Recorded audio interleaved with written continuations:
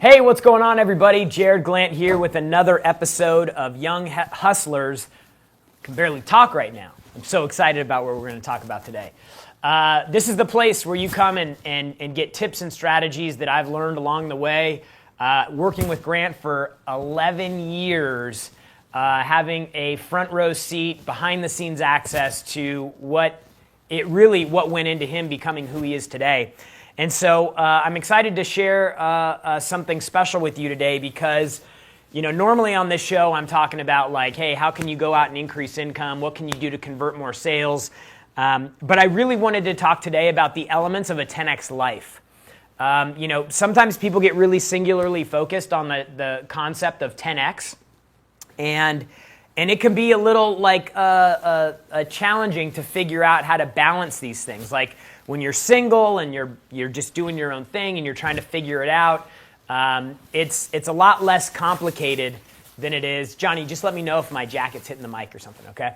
It's a lot less complicated than it becomes once you insert a boyfriend or a girlfriend or a husband or a wife, and then it gets more complicated, complex when you add kids into the mix. So there's all these different dimensions and dynamics that start changing around you that require you to change the way you perceive this thing of 10X. And I've been through all of those now. Like I'm on the father of the two kids thing, plus the husband, plus the business person. And so it can be a challenge to try to figure out all those things. And so really what I wanted to do today is just lay out because recently my wife and I have been going through a lot of this stuff because things are changing a lot in our life, and we want to make sure that that we are good. Because 10X in one area is not really what 10X means.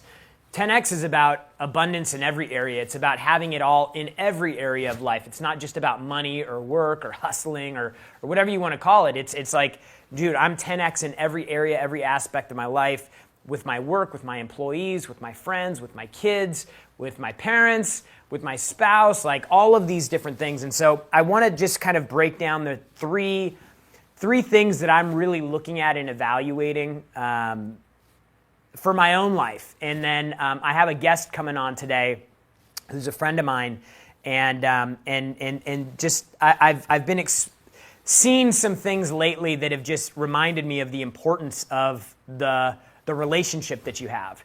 And so I want to have him come on because he's got some really interesting perspectives and a great story that he'll share with you. So let's jump right in today. Okay, so the three areas that I really focus on when I'm evaluating my life and where I'm at are as follows. Number one, let's get a different size here. Okay, good. So number one is self. So what does it really mean, for you to be 10X? For yourself, when you are asking yourself questions about who you are, what you believe in, what you stand for, the things you want to accomplish in life, are you a 10X person? And I think that, you could talk about the attributes of 10X being perseverance or motivation or persistence or being relentless or grit. I think that all of those traits are important, but when I think about myself, I think that the traits are a byproduct of something bigger. And so I wanted to break this into three categories. Number one is purpose. And so this is kind of this could be a challenging one, I think, to confront for people because there's often so much input from different areas, from social media or from friends that and I'm really just speaking from personal experience here. What is my purpose? What am I all about? Because, you can be easily caught up in chasing things that are not really contributing to your purpose and that are kind of they're borrowed. It's like a borrowed purpose from somebody else. And so I think to be 10X, you really have to dig down and figure out what is your purpose? For me, my purpose is like the thing that gets me excited is creating an amazing family, creating an amazing business. And in my business, I'm actually helping people. Like I've always been my entire life, like I've always been the first one to offer help. I've always been really like when friends are going through tough times, like I always want to help them. Like I've just deep inside me, like I have this desire to help. And so like for me, I'm looking at, okay, well, in my relationship, what can I do? Like if my relationship isn't right, like I have this desire to help. So like deep down, like I'm like, I have this purpose, like I want to help people. I want to have a family that is strong and productive, and like my kids grow up to be something remarkable and amazing, and I'm all in with my wife at the time. Like and this isn't like as of right now. Like I'm thinking about this when I started making my move, if you want to call it that, with Grant. I'm making $2,500 a month at the time. I'm sleeping on an air mattress. I'm like, what is my purpose? I'm like, dude, I want to help people. I want to make money doing it. I want to have an amazing family, and I want to be the guy in my family that people look at and go, hey, the reason we have what we do today is because your grandfather, your great-grandfather, he made sacrifices that few people are willing to make. He did things that few people are willing to do, and he created an opportunity for us to have more freedom and more choices in the way that we live our life. So for me, like your grit, your determination, your focus is all going to come from the purpose that you have.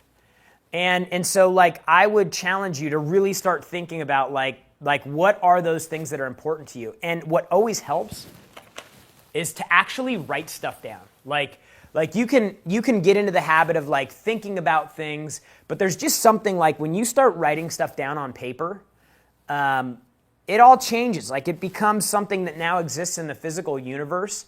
And I think that this is a conversation that people don't have enough.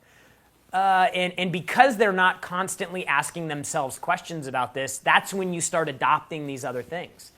And so it would be like, I would encourage you to start asking yourself questions about like, what is your purpose? What is the thing that gets you excited? Like I make incredible money doing what I'm doing, but I love doing what I'm doing. Like I remember when I had a job and I was making 20 grand a month, and I wasn't in love with what I was doing. Like it was a job, but like I was excited because I was making money. I'm not excited to help people. Like when we have events right here, like literally just walking over, 10X 360 is happening right now. I'm going into the bathroom to take a leak before I come on the show. And a guy's in there next to me, and this is first time he's been in the office. He's like, dude, I went to GrowthCon 2017. My brother and I are partners in a construction company. He said, go see if this Grant guy's legit. He came to the event. He's like, dude, he called his brother. He's like, this is amazing. It's awesome. It's incredible. I just spent 40 grand on Cardone University for the team. We're going to blow up. And his brother's like losing his mind, freaking out because he just spent all this money. But their business went from, they did 700 grand in 2017. They did 4.8 million this year. Like that's such a significant change. Like that makes me so happy. It makes me so gratified to see that. Like that's how I know that that's something that registers for me on the purpose line, because I'm seeing people be more successful. And then that allows them to then do the things that they want to do in their life, take care of their family, make more impact, hire more employees, grow their company, serve more people, et cetera, et cetera. So I would really challenge you, like, is your purpose art? Is your purpose creating beauty for people? Is your purpose to lead? Is your purpose like to give back? Maybe charity, like some people have this philanthropic just bug inside them, and they devote their whole lives to it. So in order to be 10X, you have to define like what is your purpose and take a stab at it. It can change. Like my purpose, although it started out the way that it did, it became more and more meaningful once I got married. It became more meaningful. Once I had kids, it became even more meaningful.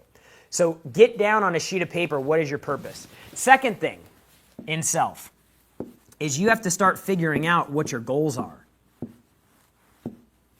So like when you start thinking through like, what do I want out of life? Yeah, like the purpose is important because that's the thing that feeds you, right? But the goal is the actual marker of the thing that you're going to work towards. It's like your purpose is this thing that you want to define how you live your life. And your goals are the end zone. Like the goal is where you win the game. When you win your game, what does it look like? Like if I want to be that switch, that tipping point, that catalyst, that when I want to be that thing that changes everything in my family and generations, like what is actually required to do that? So if I want to do those things, like I'm writing down $1 million a month in income, $100 million net worth, Sandy making $2 million a year in her business, like best dad ever, best husband ever. Like these are the goals that I'm writing down. Like I can't accomplish these goals this year, but these are the things that get me excited to continue to remind me and reinforce the purpose. So it's constantly figuring that out. And I literally could come on the show and talk about goals every single episode, every single week, because it's the most important thing that you'll do in life is put the marker and the goalpost out there for that thing that you're driving towards. Without goals, the things that should have zero significance become significant because there's nothing contextually to bounce them off of.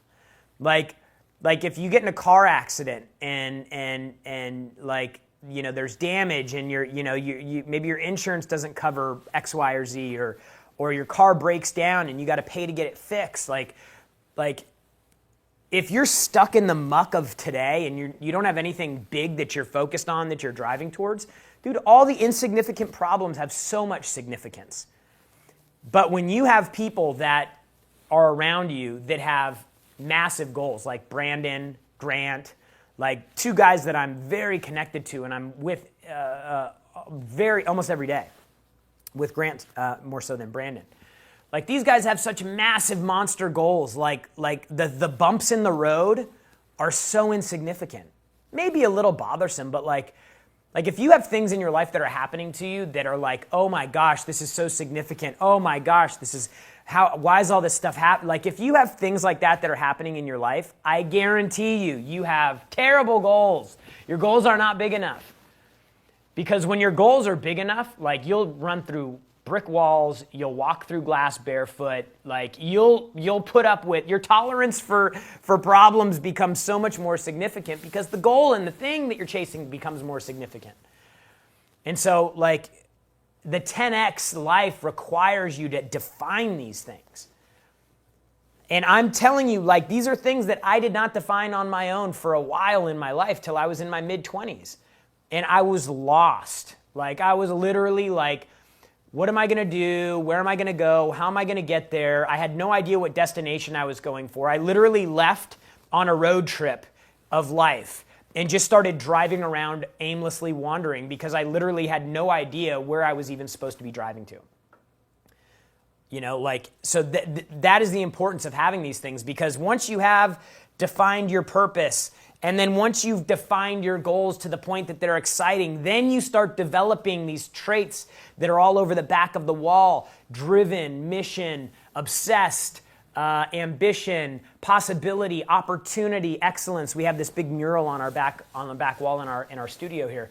Like you develop those traits because these things they consume you in the best way possible.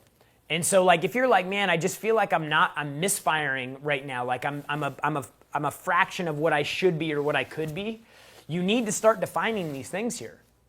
And then this is probably in this area, the area that I need to do the most work in.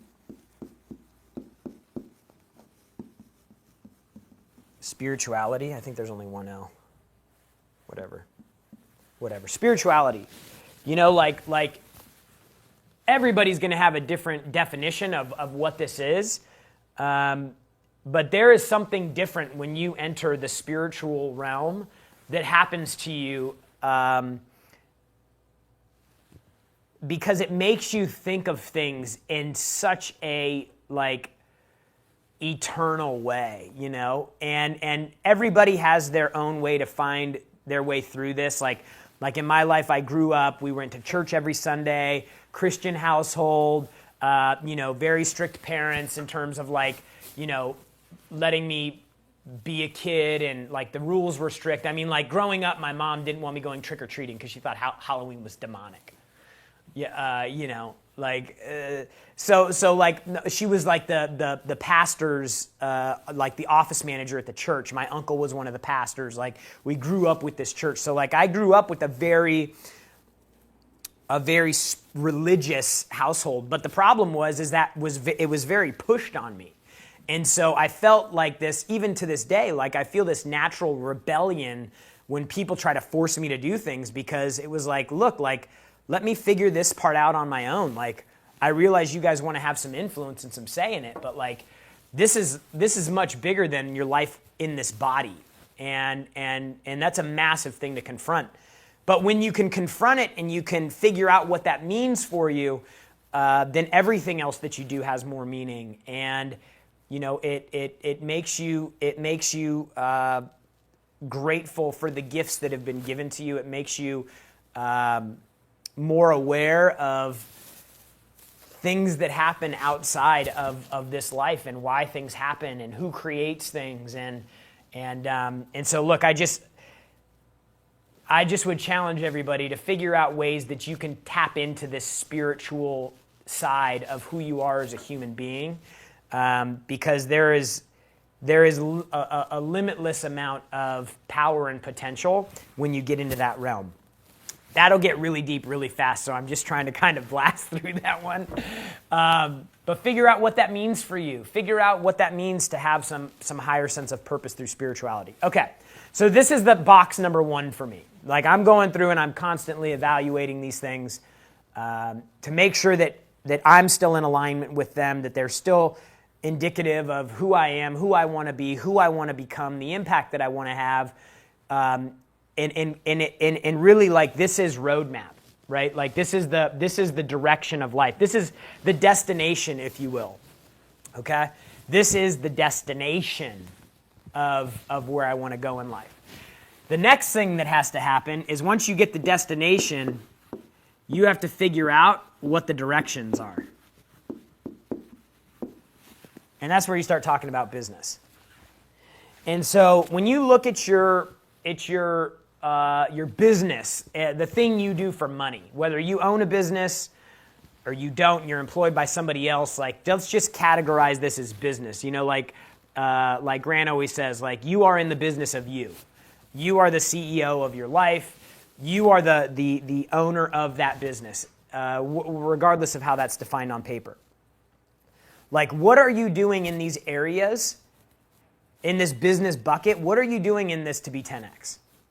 Like the first thing that you have to confront is this. And I'll just put marketing, but this is also brand. Like, who do you promote? Like, how does that purpose that you have drag into the business? When you get all of these things aligned, that's when you become powerful, okay? So when you look at business, like what are you doing to 10x your brand or your marketing? What are you doing on social media? What are you doing to learn about new things that are changing? Because this thing, marketing, changes all the time. Like these NFTs that are out now, like this is a marketing tool. Like this isn't some currency. Like this is a marketing tool. The marketing tool for art, it's a marketing tool for events, it's a marketing tool for products, it's a marketing tool for services, it's a marketing tool for people. Like, what are you doing to stay connected at 10x levels with your marketing and your branding? What are you doing to remain 10x with your sales? Right? Like, this would encompass customers. What are you doing to be 10x with your customers? What are you doing to have a 10x sales presentation? Like again, think about 10x as like the max volume. And not like loud and fast, but like you are cranked up all the way and this thing is working. Where are the areas that you need to fix right now with your marketing and your branding? When you look at your sales cycle, your process, like where are the areas that you need to do a better job? You need to ask better questions. You need to do more research on your product, on your customer, on the industry that you're in. You need to look at your sales presentation, like what do you need to do to make it more effective? How are you submitting proposals to people? What options are you showing? What packages are you have? What like when you're closing deals, how are the negotiations happening? What are you doing to prepare yourself in those areas? Like, you have to be aware of all of these things. And sometimes, again, like you get focused on the 10X thing, and I see it happen to people a lot. They think 10X and they're like I got to 10X my money, and then nothing happens because they've neglected these other buckets that I've talked about. Like they go straight to business because this is where the money comes from, but they're not connected with their purpose. They don't have any goals. So they don't really have any direction or reason to push. And that's why I say you got to start with yourself as you're defining like what your 10X life means for you.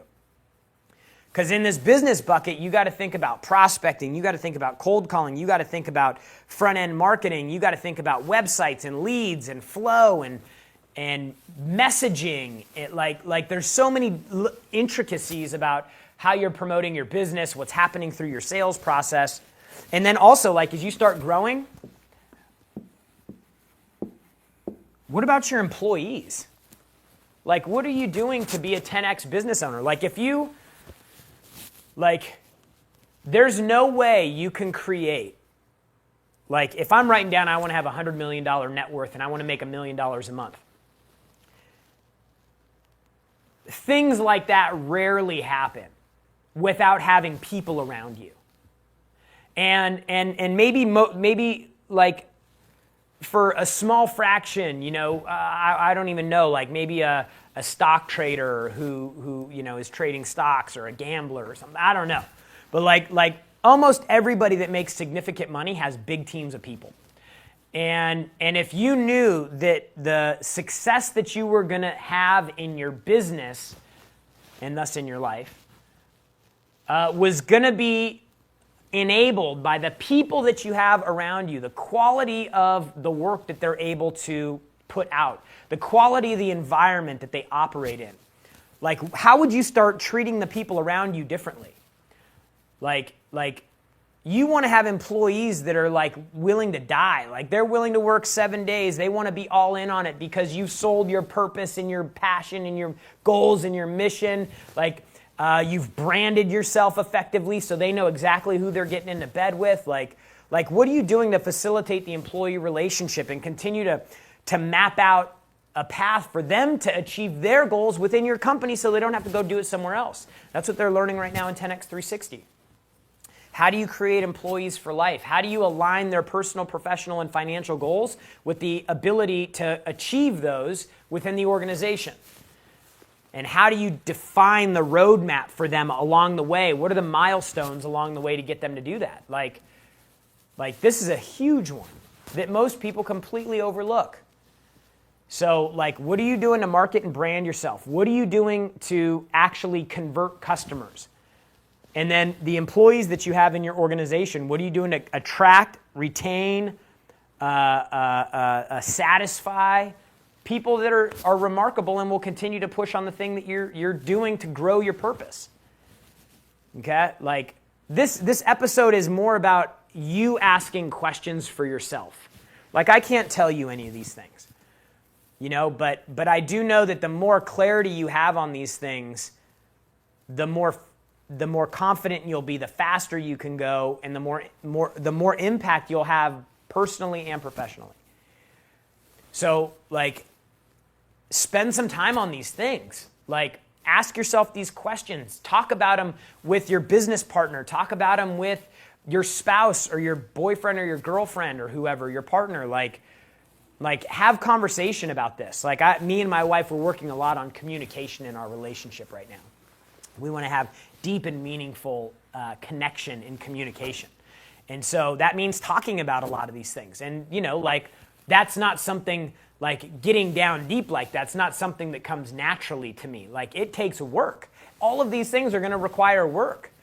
And if you're just focused on one little area and so far you're hearing this stuff and you're like, oh my gosh, this is crazy. How am I possibly going to That's a lot to confront. There's a lot of things happening there.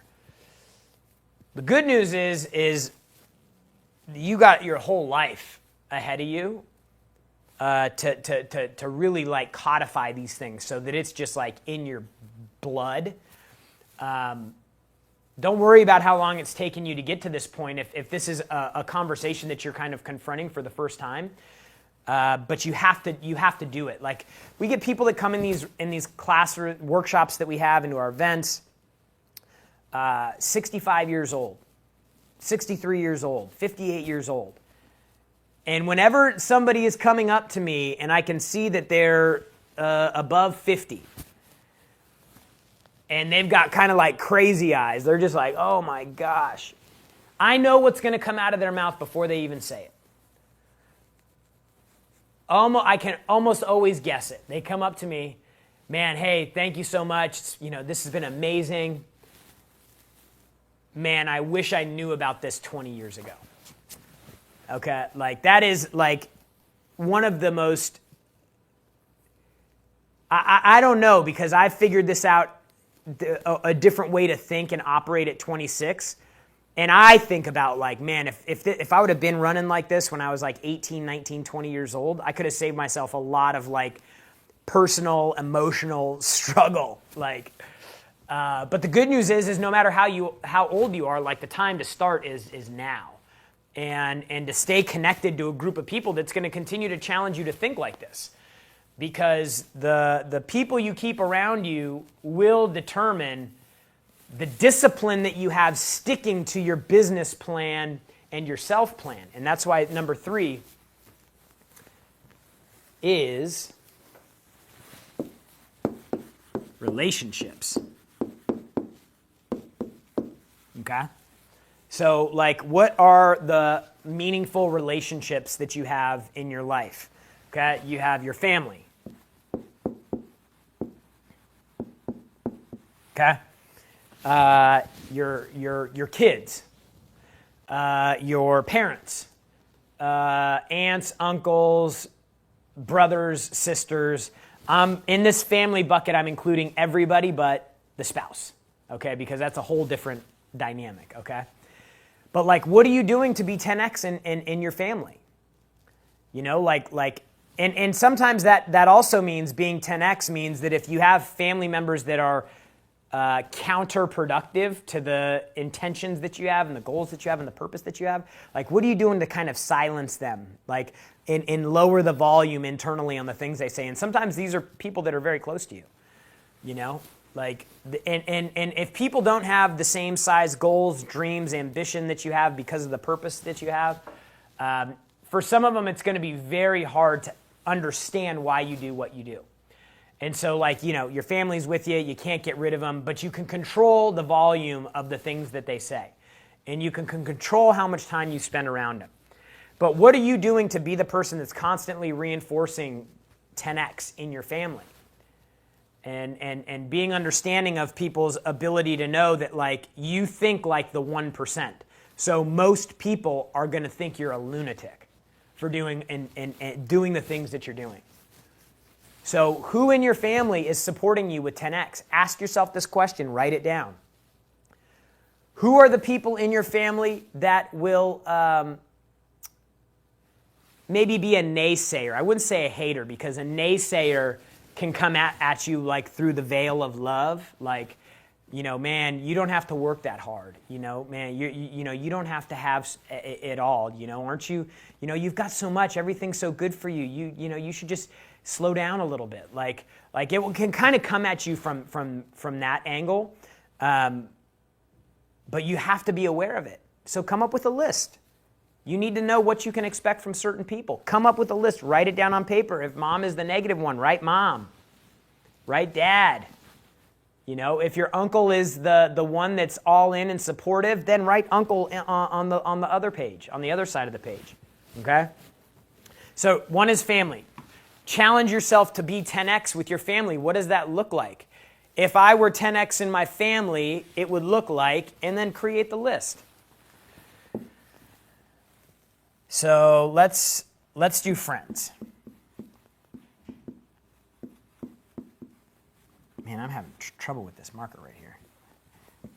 Let's do friends. Friends, your friends. And I'll just say network. Who are the people you keep around you? Like, are you ruthless with the people you keep around you? Like, I decided a long time ago, I did not need to have a lot of friends. Some people have to have a lot of friends. Like, do you understand that if you hang out with a lot of different people, the likelihood that they are on the same page as you is very low. The more friends you get, the more people you hang out with, the likelihood that they're going to be in line with you continues to drop. You know, unless you do things like go to masterminds where people are, you know, for 25 grand, they're making they're doing a demonstration of cash to say, hey, this is who I am and what I'm about and who I want to be around. You know, but who are your 10x friends? And by 10x, I mean who is supportive of what you're doing. You know, when you offer them things, like when you take your product there, do they buy your products or services? You know, like are they vocal, either positive or negative with you? Like these are things that you have to do to bucket people up so that you know who you need to be aware around. You know, like I had friends that I was hanging out with for a while, and we had fun and we did a lot of great things, trips and, you know, a lot of fun stuff. But when I started posting a lot, they were like, they started having some like, hey man, like I had to go, how do you not post so much? I'm like, I don't stop posting. I mean, you know, maybe you have to unfollow me. And that's when I started questioning. I'm like, okay, are these people really supportive of what I'm doing? Because what I'm doing is on my purpose line. And if these people are not supportive of that, then they need to be limited. The volume needs to be turned down on them or removed completely. And the more I continue down the journey that I'm on and over the last 11 years with Grant, the more I've realized that there are very few people who think like I do. And fortunately, good segue here. And fortunately, I have a spouse that's on the same page, or partner, you know, if you want to call it that. And this is the big one. Like one of the things that almost always happens in our events is an entrepreneur, male or female, will be there and they'll be talking about how do I get my husband or wife on the same page. And you know, Elena has a whole entire platform that's based around helping the spouse get on the same page so that you have shared vision, shared goals, and shared things that you're pushing towards. But that doesn't always work. And it can be a challenge.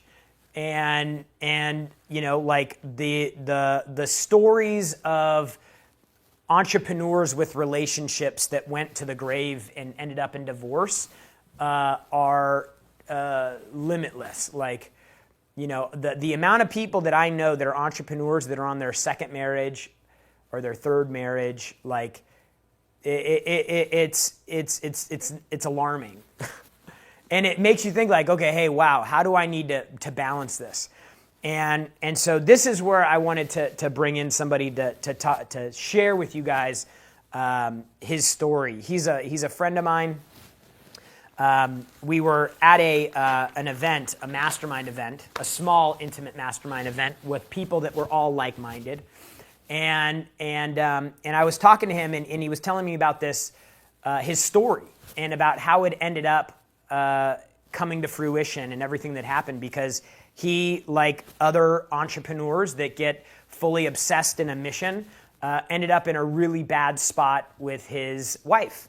And so he has made a big shift and devoted his life at this point to helping entrepreneurs that are married make their spouse love them in a way that they did when they were dating, and it was fun and it was exciting, and getting back that intimacy in a relationship that unfortunately, even recently, like one of the biggest entrepreneurs that most of you probably follow, posted a picture the other day with a girl, and I was like, that is not his wife. And the only explanation is they ended up getting divorced. Why? So I want to bring on right now my man, Keith Yackey. He's the founder of marriedgame.com. I don't normally do interviews on this show, but this is something that is important, it's meaningful, and if you are either in a marriage right now or a relationship, or you plan on being in a marriage or a relationship and you want to get your business working and your marriage working, then you need to listen to what this guy has to say. Keith, my man, so great to have you. Dude, Jared, thank you so much for having me on. I've sat through this whole thing and I loved it. And you know what I love about your guys' movement? It's simple. 10x everything. Like, we're not average. We're 10x. And for me, I look at that and go, I want to live an epic life. Like, nobody as a kid said, man, I can't wait to be average. I can't wait to be normal. I can't wait to just 1x it. And so whenever I like see movements that like the name just says it all, it's so inspiring because you're like, yeah, dude, I want to live a 10x life. I don't want to have some regular, boring, average life. And so all those things you mentioned are so powerful and so good. And this particular bucket of our life has really been the Achilles heel for so many driven men in business. For sure. And so thank you so much for having me on. It was such a pleasure down in Scottsdale for us to just communicate and have such a good time, and for me to share my story here. And I'll keep it brief, but I think when I say this, there's going to be a lot of guys that are going to be like, yeah, I'm feeling that same thing. And so, is there any or is there any format you want me to go by, or just share the story? No, I think why don't we just start with this? Just like tell people how you ended up in the position that you're in now, where this is even something that you're pushing on, because I think that was the first thing that kind of captivated me. Yeah, for sure. So 5.5 years ago, we were about ready to move into our dream home, and my wife said this: "Hey, I'm going to help you move in to the dream home, but I'm not staying. You run your business all day, you come home and talk about your business, and you fall asleep on the couch, and I've asked you for attention. I want you. I don't care about all these things. I wanted you. I married you because I love you. Your daughter's looking to you. She needs your presence, not presents." You know what I'm saying? Yeah. And that was it. She's like, "I'm out of here." And so when my daughter and my wife moved to a totally different state, it's done, it's over, and I'm sitting in this beautiful big home. I got the cool cars, I got all the stuff that people are hustling for, and yet my heart is absolutely shattered, realizing this was 95% my fault. Yeah, and let me just ask you one thing. So your marriage falls apart, but 100%. your business is cranking. Like your business is multiple millions a year, cranking. Yeah, so just be this is something you need to be aware of. Like it can be so it could be such an illusion because you feel like you're having all of this success. And again, I know, like, I'm like, look at this life that we're living. Look at the life we get to have, the trips we get to go on, the way we get to exist in this world together. Like, how could you not just be happy with that, right? Like, you think as a guy, you're like, this is everything you should want. But it's not the case. So why don't you talk about that? Well, that's the craziest thing is I was, quote unquote, blindsided. And she's like, "I've been telling you this for 2 years, man. Like, I've been trying to get through to you." And it was her leaving where the light switch really went on. I was like, oh my gosh. Okay. And kudos to her, like, for having the backbone to say, I don't care about the mansion. I don't care about all this stuff. I wanted you and I wanted your heart, and you're not willing to give me that in my life. And I want to live a 10X life. I don't want to be just some trophy wife that has a bunch of things, but doesn't have the man's heart and attention that I was looking for, because that's what made me fall in love with you. So that's where it literally, the light went on for me, Jared, where I was like, oh, dude, this is me. You're like, oh shit, I fucked up. This is on me. I need to fix this. Yeah. So she takes herself and your daughter. They move to a different state. Like, what happens next for you? You mean after the 6 hours of crying every day? Yeah. I literally, I've in everything I've ever done, I said I'm going to hire a coach to help me get from A to Z faster and with less pain. And so I started Googling everything, YouTubing everything I could find. This wasn't something, because, before I married my wife, I was very great with women. I had been with lots of women. So attracting women wasn't the thing, but apparently now keeping them was. Yeah. And so I'm like, all right, wait a second, dude. So I hired 3 coaches right away. Like, and I'm like, okay, and their psychology and their tactics were sound, but deep in my heart, I never believed they actually went through it, because the pain I was going through, I didn't sense it from them. And I knew exactly how painful it was to lay in this big, beautiful bed in this big, beautiful house alone, knowing Empty. that, dude, my wife and daughter are in another state. And basically she said this was the hardest thing to hear.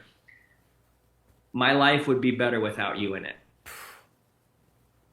But all my clients and my friends were like, you're the greatest. Yeah. And I'm like, but the one person that actually knows me better than anybody says, you're not the greatest. Yeah.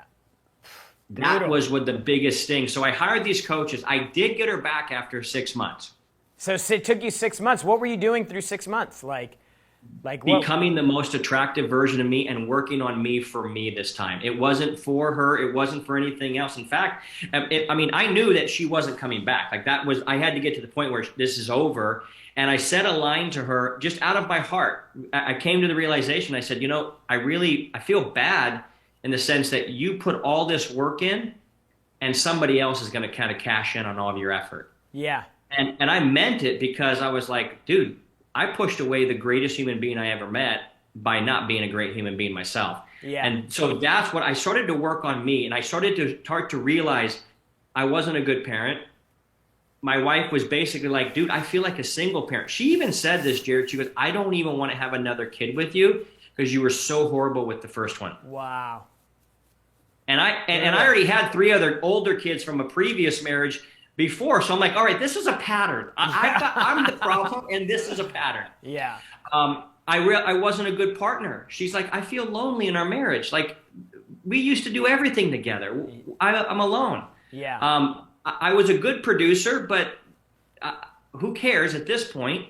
Another thing I'd forgot, I wasn't a player within my marriage, meaning I wasn't having fun. I wasn't taking her on dates that were remarkable. And when I say remarkable, I'm talking about being really present. I mean, you can go play cornhole in the park and have an amazing day. It doesn't have to be flying on a private jet to the Bahamas. Yeah. And then lastly, and I'm kind of paraphrasing what my dials are that I teach guys, is I had lost my personal power. Mm-hmm. And I was listening to everything you were saying, and you know what you kept referring to was, hey, are you 10X in this? Are you 10X in this?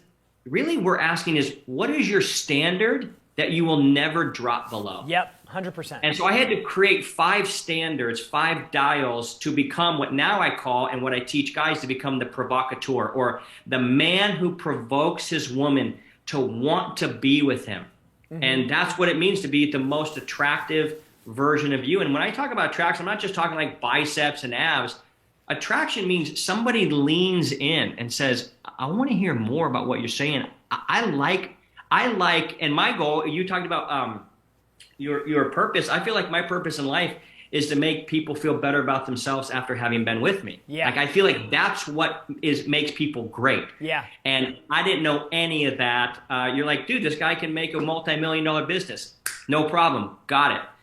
Relationship with the one person I really wanted, I got a big F on the test on that one, man. So tell me about, like, give some examples of some things that you become this best version of yourself. You end up getting your wife back. Like, what are some examples of some things that you can do that are meaningful and impactful to engage on a deeper level with your spouse? For sure. So first and foremost, I realized that I wasn't being with my family wasn't a sacrifice; it was an investment. Mm-hmm.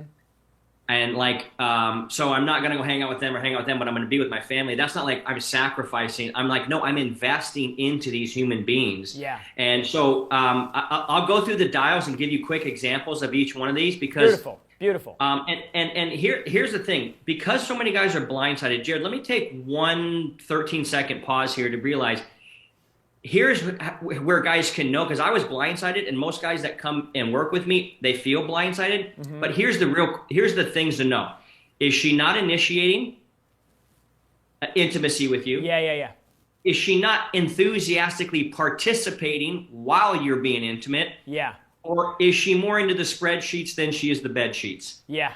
If that's the case, then your wife is checked out, and she's probably making plans for her exit, which is the sad thing.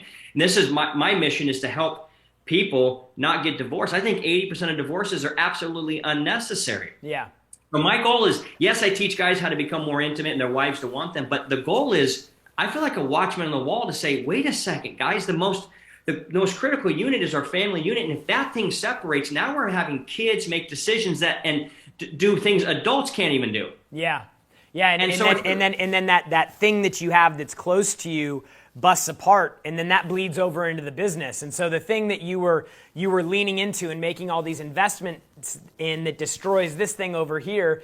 I mean, I don't know what the numbers are, but I would assume that most people that end up in divorce, their business suffers from it, if not gets completely wiped out. 100%, man. 100%. So I created a system over the last 5 years that helps guys. I've helped guys for the last 3 years. I started with helping guys get their ex back, which was a lot of fun. But in the process, it was, hey, let's teach guys how to be the most attractive version of themselves. Yeah. And when you become the most attractive version of you, I call it this is the real law of attraction. The more attractive you become, the more attractive the offers, the deals, the friends, and the spouses become that get pulled into your life. That's the real law of attraction. No doubt. Right. So here's what I noticed. I was a horrible parent, and which means like I just wasn't present with my daughter. So to be a good parent, I realized, okay, so normally I get up around 4:30. I go surf with my best friend. I'm usually working by about 7, and I will knock off around 5. That's what I do. And so let's say I'm going to go on a family date night. All right, tonight's family date night. Let's head out 5:15. Normally, I would be like, fixing stuff up around the office, and I would saunter down around 5:14 in 45 seconds and be like, I'm here. We ready? Yeah. And my wife has got my daughter ready. She's put her in the car. So now I go, dude, why don't I just show up 10 minutes early? And why don't I, as a dad, why don't I get my daughter ready? And why don't I spend that time getting her in the car? So my wife can come down at 5:14 and 45 seconds and be like, I'm ready. And be like, yeah. So we're talking, they're tiny nuances. And that's the other thing is when I teach guys, they go, oh, the most attractive version of me. It's 1 degree off from where you're at right now. And then it's another 1 degree. It's not. You look at my life and you be like, God, he's really massively disciplined. I'm 1 or 2 degrees off than you are every single day, which has caused me to look massively disciplined to somebody. Sure. So that's one example. A partner example. How have I become a better partner? My wife loves karaoke. Yeah. And we love having our friends. We have a really tight group of friends. I'm with you, dude. I have a lot of people that know me and that I know, but I've got 3 or 4 of my best friends that we break bread and we live life together. For sure. So when they come over and we're having some spirits and having a good old time, dude, the karaoke machine's coming out. Get and it my out. wife's leading the charge. So what's your go-to karaoke song? Her and I, we like to sing. My go-to song is Temple of the Dog. I don't mind stealing bread, because I got that Eddie Vedder thing. That's my go-to. Or I like to sing Jeremy Spoken Class. Okay, all right, I'm getting the vibe. I'm getting the right vibe. She likes, dude, she can sing anything, and we sometimes sing a duet, but here's the problem. I got you, babe. Yes. She had this janky little karaoke thing that one of her friends bought her, and I didn't really think too much about it, but it kept breaking, and when people are drinking, then they want the sober people to fix stuff, and I'm like, we're not doing this. This is not 10X living right here, bro. So I went down to Guitar Center. I said, we're buying a PA system. I want speakers, I want microphones, I want mixing boards. If we're going to do karaoke, this is going to be the best karaoke ever. Yeah. and it's that investing, it's being that partner. I look at the partner dial, it's like being your wife's best friend, man. Yeah. Okay, producer dial, that's something. But here, I want to get to the player dial. This is where most guys really fall off. And by the way, the big punchline of all of this, if your wife's not initiating or participating or more into spreadsheets and bed sheets, it's one thing. She's just not attracted to you anymore. So everything comes down to attraction. And so when it comes to being a player in your marriage and having game, a lot of guys, they heard about date night, and a lot of people have made date night popular, but not a lot of people are doing it. Some guys are like, yeah, dude, we hit Home Depot and caught some Chick-fil-A on the way home. I'm like, dude, are you a construction crew? What are you guys? This is not a date. So here's a new standard, and I hope all the people listening to this will adopt this new standard, because you think about what date night is it's saying, I'm taking my wife, who's a mom, with sippy cups and Cheerios stuck to her forehead and all the other stuff, and I'm taking her out of this environment, and I'm taking her back to that environment where she was that goddess, she was that queen, she was that dancing machine, right? Mm-hmm. And I'm reminding her of who she was. She's not just a mom. She's an amazing human being that I used to go dancing with for 4 hours straight in the middle of the night. Like, that's what we used to do. So like, I'm reminding her that we are also a couple, but here's the date night standard. And this one, every guy loves. Well, they hate me for saying it, but they realize it's true. Every dude back in high school, there was that girl that every guy wanted to be with. And if you had an opportunity to take her on a date, I mean, you were planning it. You were going to pull out all the stops. Mm-hmm. What if you were single to this day and she showed up in your DMs and was like, hey, I'm single, you're single, take me on a date? What standard would that be for you? Would you be like, oh, I didn't get a shower, or oh man, I forgot to shave, or I didn't really plan anything? No, dude, you would be putting your time and energy all the way like, all right, we're going to go here, we're going to do this. Mm-hmm. Why didn't you when you were first trying to get laid with your wife, you pulled out all the stops? For sure.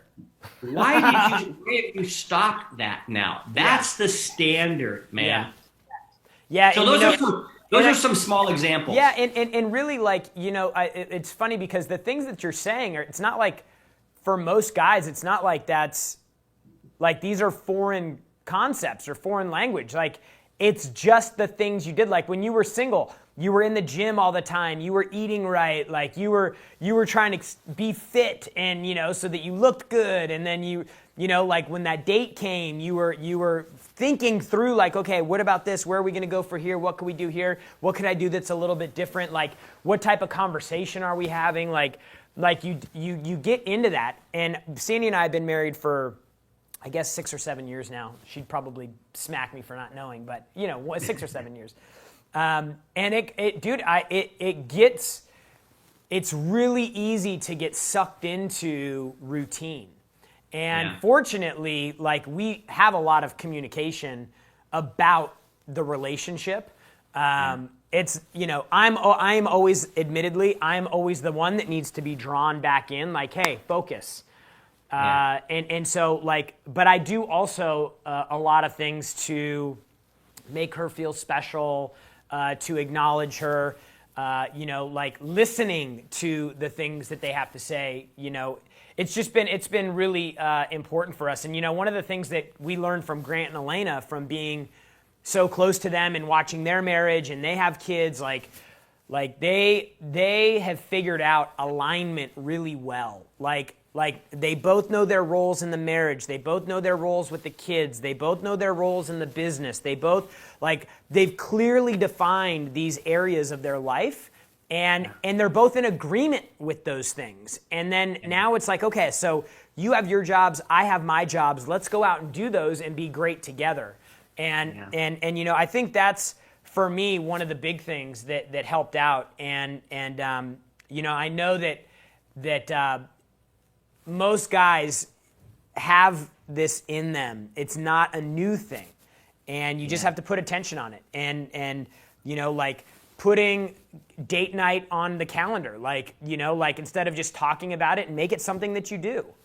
And I can tell it's funny because I'm getting ideas just hearing you talk about this. Like, oh man, I could be doing this differently. We could do this instead of that. Like, we go on date nights regularly, but we usually go to the same spot. Yeah.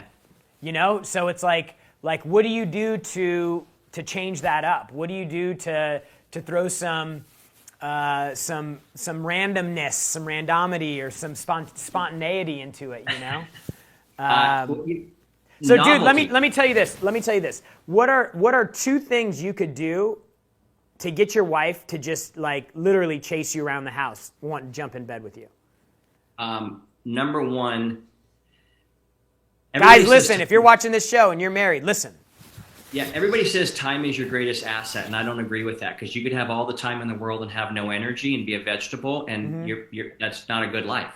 And so I think energy is actually your it's your greatest asset next to your time. And so when you spend energy planning out a time together, attention is energy focused, right? My energy, everything is, I'm focused. I'm looking at that green dot on my Zoom camera. So you know what I mean? So women, I believe at the core, when it comes to masculine and femininity, the woman is like, I want my man's attention. I want my man's attention. So if we put this thing, we're all run by this thing nowadays, right? Yeah. You know what? Somebody liked my post. I don't care, because when it comes to 5 o'clock, I put it away. Yeah. That's how I live my life. So I really focus. I'm like, why am I in a relationship with you if I'm not wanting to spend time with you and be with you? So really putting your attention, and we all know, dude, you guys run conferences, you know, somebody's looking at you, but they're looking over your shoulder, waiting for somebody cool to walk by. And you're like, but that's what people are doing in their home. But this phone is to somebody cool walking by.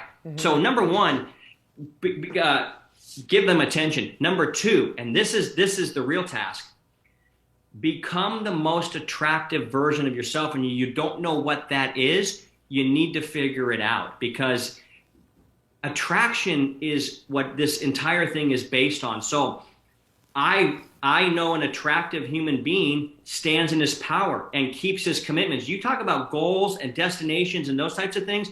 The most powerful attractant in the world is a man on a mission who will not compromise his standards. Yeah. If I say I'm getting up and I'm going to be somewhere at 5 a.m., I'm not there at 5:03. I'm there at 4:58, ready to go. Because my word, here's the biggest thing. When the trust goes up, the lust goes up. Ooh, that's a hashtag right there. Tag that one on something. But here's the thing. Oh, my wife trusts me. She knows I won't cheat. I'm not talking about that. She doesn't believe that you're going to take your daughter out on Saturday at 10 a.m. to the park because you always have an excuse why you can't or why you're late. So she doesn't trust you. Your word doesn't have weight. My wife, who's out there in my house somewhere, our friend came over and watched the speech I just gave in Salt Lake to a bunch of people, and I make a lot of crazy claims and a lot of fun stuff when I'm speaking because I'm crazy. And my friend goes, "What is it like for you to watch him?" She goes, "Everything he's saying up there is 100% true and accurate because his word is 100% his bond. Yeah. He will not break it for nothing." Yeah.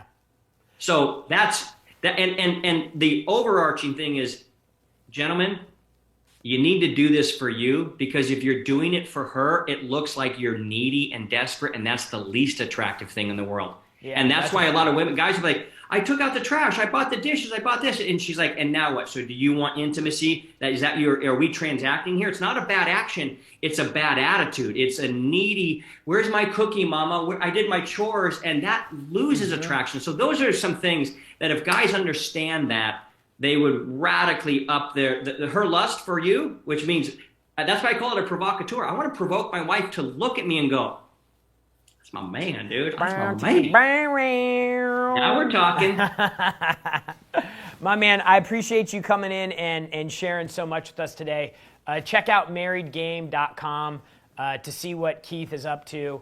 You know, this is an area that, you know, like I know in our community, that's why Elena came in, is because she's like, this is a problem. There's disconnect in marriage between entrepreneur and spouse, and it creates problems and breaks, and you know, just like it did in Keith's relationship, and now he's on the move to help guys get the game back. So thank you so much for being here, man. I really appreciate you joining us today. Thank you for having me. It's such an honor, bro. All right, so folks, you've heard it. The 10X Life. Who are you as yourself? Who are you?